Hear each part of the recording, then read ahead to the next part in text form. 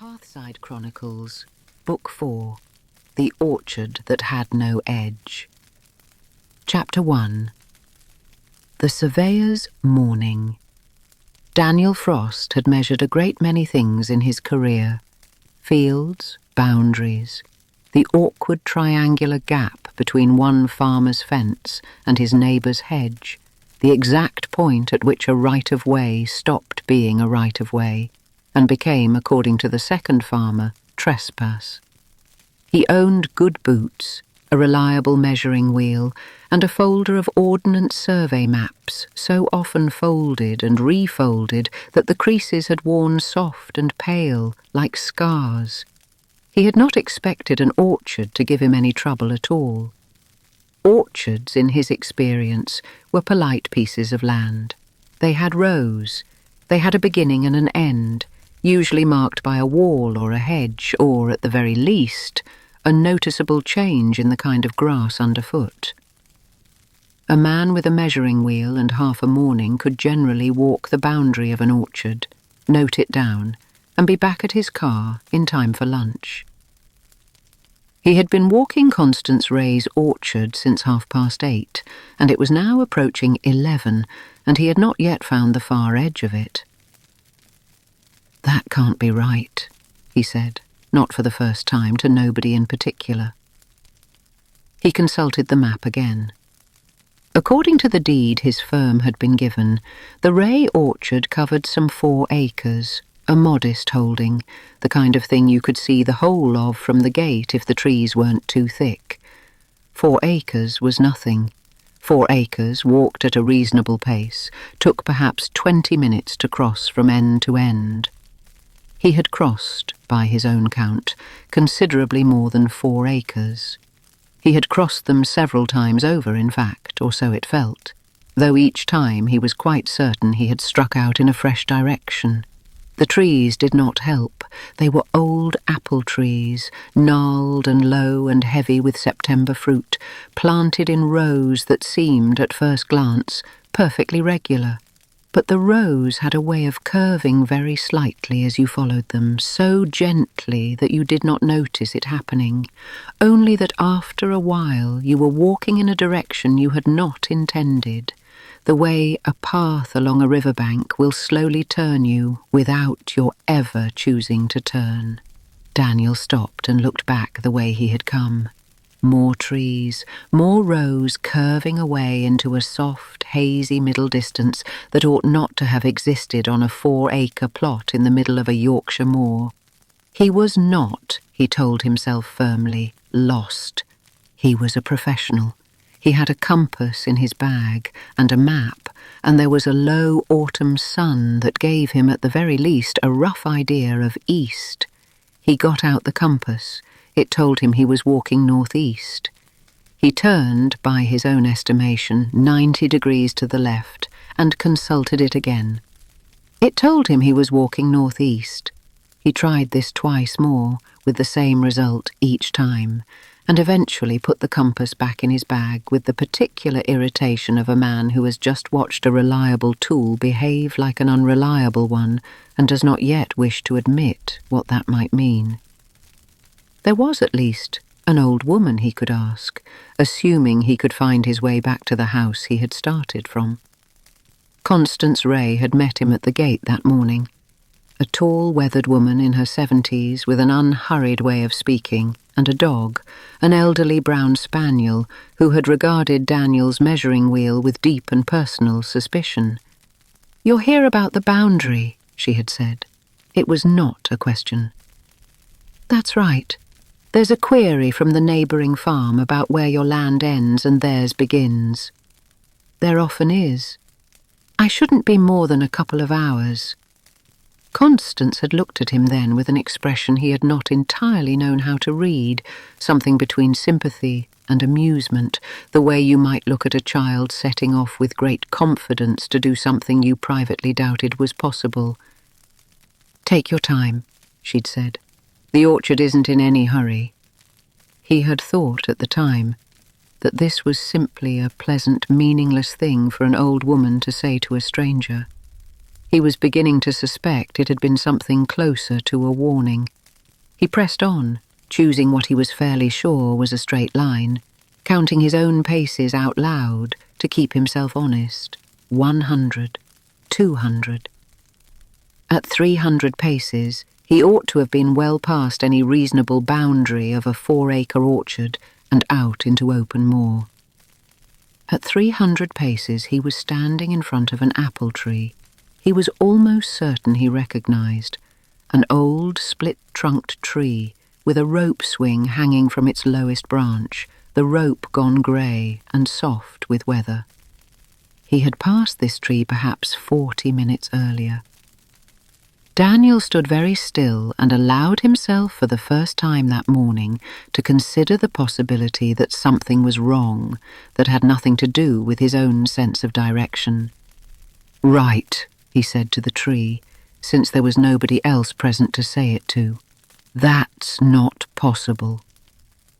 The tree did not answer, which he found, on reflection, to be the most reassuring thing that had happened to him all morning. He decided on a new strategy. Rather than attempt to walk out of the orchard, he would follow one single row of trees, and only that row, in only one direction, no matter how it curved, on the theory that a row of trees, however oddly planted, must eventually end somewhere. Trees did not grow in circles. Even Constance Ray's trees, he was quite sure, obeyed at least the basic laws of arithmetic. He picked a row and walked it. The row curved gently to the left, as rows in this orchard apparently always did, and Daniel walked with his hand trailing along the rough bark of each trunk as he passed, partly to keep himself company, and partly, though he did not examine this thought too closely, to have some proof afterward that he really had walked in one continuous line, and not simply wandered. After what he judged to be another 20 minutes, he came upon a low stone bench set beneath one of the trees, weathered grey, with a small brass plate fixed to its back. He had not passed a bench before. This, at least, felt like progress. Evidence that the orchard did, in fact, contain more than an infinitely repeating loop of the same 40 trees. He wiped the plate clean with his sleeve and read it.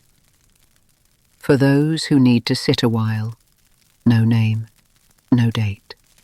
Just the one line, in old formal lettering that had gone soft and pale with weather, much like the creases in his maps. He sat. It seemed, on reflection, the sensible thing to do. He had been walking for the better part of 3 hours on what should have been a 20-minute job.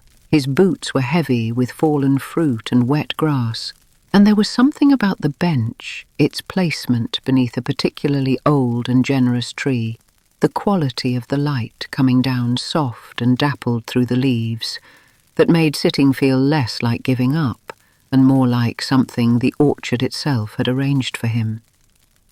He had not intended to close his eyes. He was quite sure afterward that he had only meant to rest them for a moment, the way a man rests his eyes on a train without meaning to fall properly asleep. But when he opened them again, the light had shifted, the sun noticeably lower and warmer, and there was an apple lying in his lap that he was certain had not been there before. He picked it up. It was a good apple, red streaked with green, and it had clearly fallen at some point directly into his open hands while he slept, or been placed there, which seemed a great deal less likely, and yet, in an orchard that appeared to defy compasses, not entirely out of the question either. "You'll want to eat that," said a voice, "before it decides you don't." Daniel looked up. A man stood a little way off among the trees, older than Daniel by perhaps 20 years, dressed in a canvas jacket and carrying a wicker trug half full of apples. He had the weathered, unhurried look of someone who had spent a great many years working outdoors and had made his peace with all of them. "I'm sorry," Daniel said. "Decides I don't?" The orchard has opinions about what it gives you. If you don't eat what it offers, it tends to take it back. The man nodded at the apple. Doesn't happen often, means it likes you. I don't understand. No, the man agreed without any particular concern. Most people don't on the first visit. I'm Silas. I keep the trees, more or less, though I'd be lying if I said the trees needed much keeping from me these days.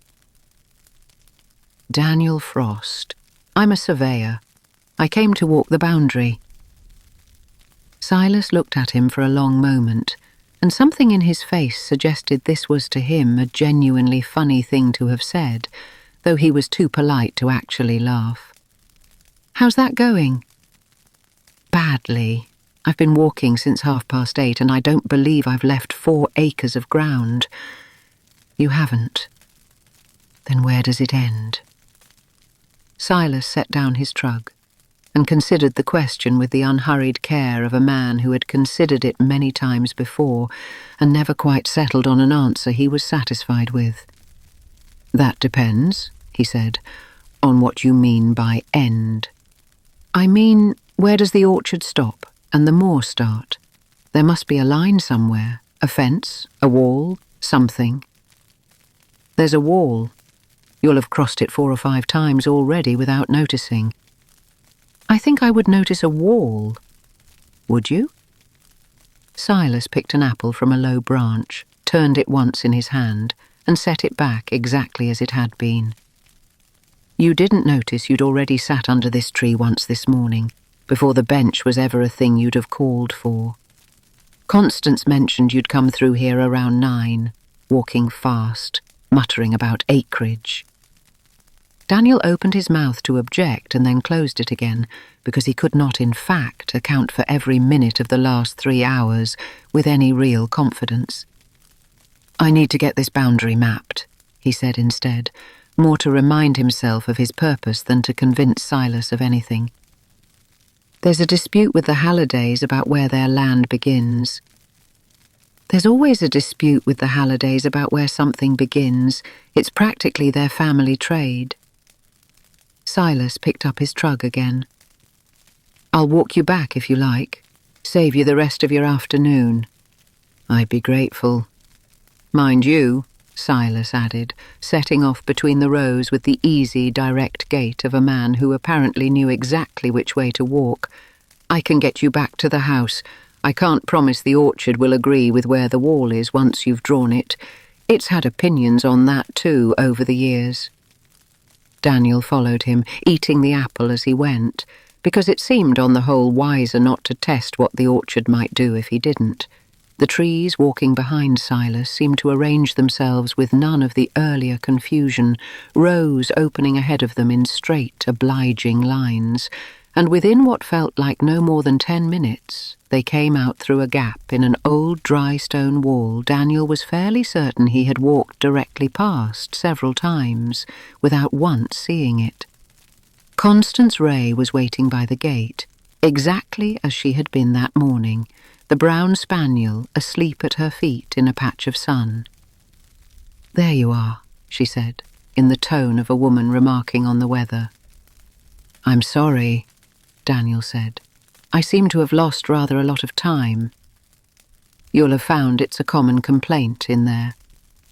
Constance nodded toward the orchard behind him, its rows already settling back into their soft, dappled ordinariness. Did you get your measurements?